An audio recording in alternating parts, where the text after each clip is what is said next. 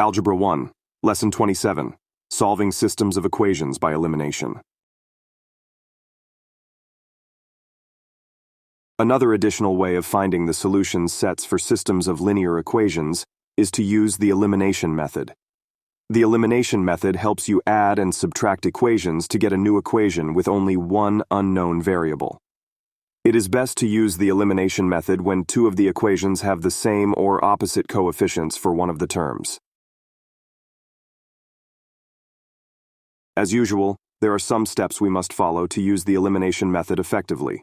1. Make sure the variables are on one side and the constant on the other, with the like terms lined up.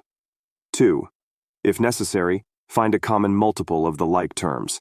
For example, if 3x and 2x are in the system, multiply the equations by 2 and -3, so that 6x and -6x will appear in the system and can be eliminated first.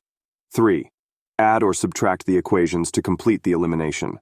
4. Solve the equation. 5. Use that value that you just found and plug it into one of the equations in the system, so you can solve for the other variable. Let's give an example. Example 1. Solve the system of equations using elimination. Looking at this system, it is formatted in a way where you can combine like terms vertically. We will need to do this to eliminate either the x or y variables from the system, so we can solve for the other one. Let's pick y to eliminate first. So what we do is look for a common multiple of the coefficients attached to y, and scale the equations up in a way where the y-like terms cancel out, and leaves us with just the x-like terms. In this example, we'll use the number 15.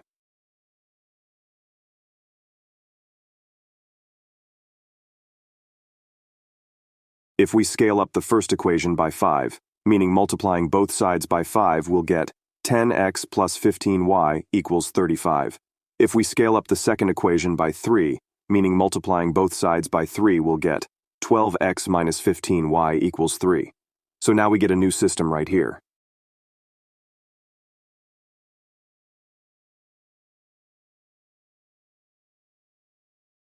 With the new system of equations, which is really the original system but just scaled up, we can eliminate the y values by vertically combining both equations. Note, scaling up equations doesn't change the value of the unknown variables, just like scaling up fractions doesn't change their true value.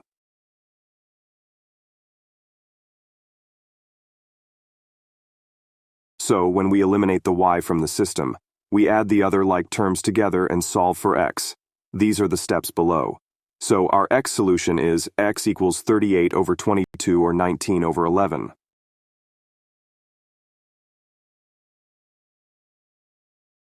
Now to find our y solution. To find that out, we simply plug in the x value we just found into either of the equations and then solve for y. Let's pick the first equation and do the steps. We plug in 19 over 11 into x, evaluate it to be 38 over 11, subtract 38 over 11 from both sides. Finally, divide by 3 on both sides. After evaluating the fractions on the right side, we'll get a y value of 13 over 11.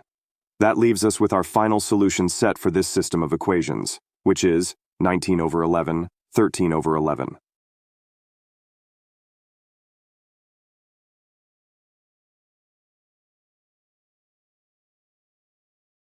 In conclusion, if you can do the example in this lesson, then you should be able to solve any system of equations using the elimination method. There will be knowledge checks and practice questions available for you as well. The important thing to remember is that you need to scale the equations in a way where if you combine the like terms vertically, then you eliminate one of the variables.